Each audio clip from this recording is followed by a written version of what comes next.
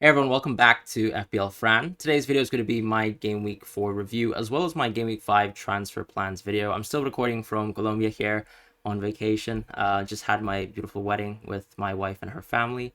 And we're here now to look at Game Week 4, which was actually a lovely week.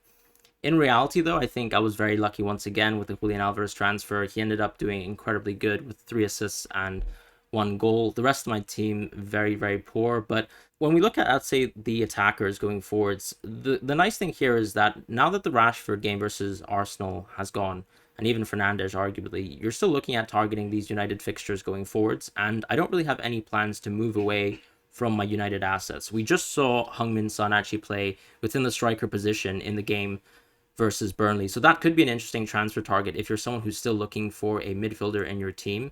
But at this moment in time, I'm still ready to give the chance towards all my players here going forward. Sterling actually still has a decent fixture versus Bournemouth that haven't really flattered to deceive on defense.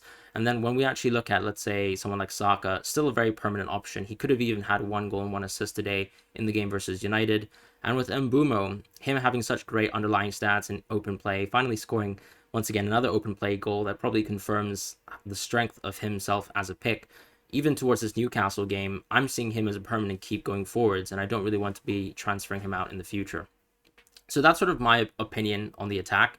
And when I look at someone like Julian Alvarez, the key thing, of course, with players like Gundogan and even let's say Doku coming in and Palmer coming out, I think his place in the team is somewhat secure.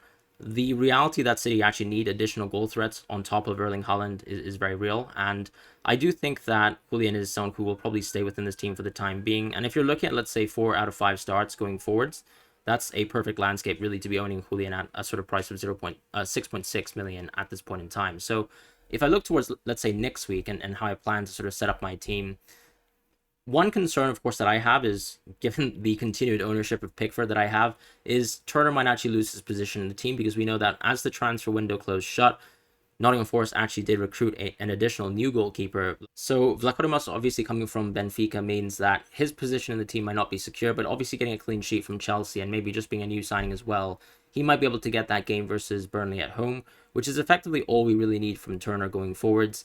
And Pickford, of course, is going to be an issue himself, but he still has relatively good games in hand. And when you look at the landscape and so many people missing their clean sheets, I still don't really want to be sacrificing transfers towards a goalkeeper because it's still the weakest position, in my opinion, in FPL. And when I actually look at my week going forwards, the reason why I've already jumped on a transfer is actually because I've gone for Udogi as well. The transfer plans were really to go towards Trippier or Udogi, but I actually like the idea of going for Udogi here simply because Udogi actually has, in my opinion, the better fixture. So whilst we could actually argue that Trippier is a better attacking asset due to his sort of impact on set pieces for this Newcastle team, I'm still very fearful of how good this Brentford attack have been. When you look at underlying stats such as expected goals, Brentford is actually top of the entire league, so already leapfrogging some teams that we already know. And that's quite a source of concern, right? When you look at, let's say, targeting Trippier as a Game Week 5 transfer. In my opinion, I actually think that we can wait to go for Trippier and even players like Shar and Botman in Game Week 6 instead, and then actually capitalize on maybe making sure that your defense is stronger. So I myself have been missing out on Udogi, who, in my opinion, was also quite a shock where he actually got a full game out last time out as left back. And so in this sort of landscape where he seems to be a completely nailed defender as an attacker for the Tottenham team, I'm going to go for Udogi as well. I think this is a better way to attack the fixture. I'm also expecting that Gusto himself is someone who's not going to keep a spot in the team. I also have concerns, of course, with Reece James ready to come back into the team. That also reduces the amount of minutes that we can expect Gusto to have, which means that he won't be such a good pick going forwards. What I could do, of course, is just simply swap Gusto and Estupinian in terms of their bench positions right now. One source of concern additionally is that I don't have Archer. I have Taylor, of course, still locked in, but Archer doesn't really have many good games in hand beyond that. For example, perfect game versus Everton, where that's already come and gone, and I'm not too concerned overall. A lot of people still benched Archer for the simple reason that they have very, very strong teams, and I don't foresee myself, let's say, playing Archer in the future. So a wild card is not something that I really want to push the button on at this moment in time. I'm still looking at something like a Game Week 9 wild card where I can move into players like Watkins, Salah, and maybe even see if I can actually get Trent Alexander-Arnold in my team, just because his price is very odd right now.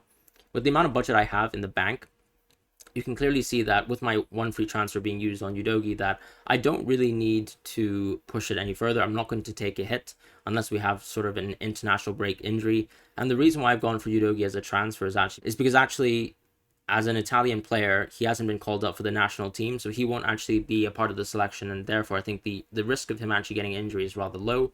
I also like to see, in terms of early transfers in FPL, that capitalizing on them is helpful if it's just your sort of first move. And if you have the option to go for your preferred move and you have the option to, let's say, save money, I would always take that chance. I've got 2.6 million in the bank, and that means I have a little bit of flexibility in terms of going towards someone like a Trippier next game week. Whereas if, let's say, I had Udogi and Trippier by game week 6, I would struggle to, for example, take Gusto out of my team for Trippier. So the rough transfer plan really going forwards is actually to go Trippier in game week 6, and then I would actually have 0.1 million in the bank, and then obviously I would be quite tight in terms of budget, but also have a very, very strong defense.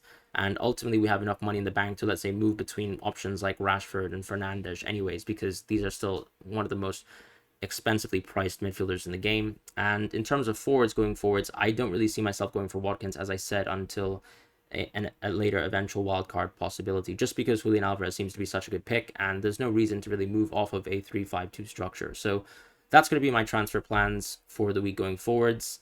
Very, very happy, of course, to be at sort of a 15,000 rank in the world. This is probably as ideal a start as it could be, and the transfers in the last 2 weeks have been fantastic, getting double-digit hauls from all the players being transferred in. So that's it for my transfer plans. I think for a lot of managers, you could actually be definitely looking at someone like Son, but the defense is definitely a weak spot when we look at Game Week 5, and I do think that our transfers should be sort of directed around there, unless you, let's say, already have perfect defenders. And that's going to be it for the video. So if you guys have any thoughts in terms of my transfer plans, would you take an additional hit to, let's say, capture another Newcastle defender, or would you just simply keep it as it is, or would you even, let's say, move Rashford out for someone like Son? I still think the Brighton game is not perfect for United, but ultimately Son will still have bad fixtures game week 6 to 7, and I think we don't need to be over reliant on, let's say, knowing that Son playing centre forward is such a good asset that he needs to be worth a -4. And also, when we look at the landscape of our teams, I also like to think about solving problems first. And I had a problem last week with João Pedro, which is why it made sense to go with Alvarez, but this week I have a clear problem with my defense, and I'm just going to solve that with that sort of early Udogi transfer. But as I said, Trippier makes a lot of sense too, so do give that a little bit of consideration, and I'll see you guys in the next video. So thank you guys so much for watching.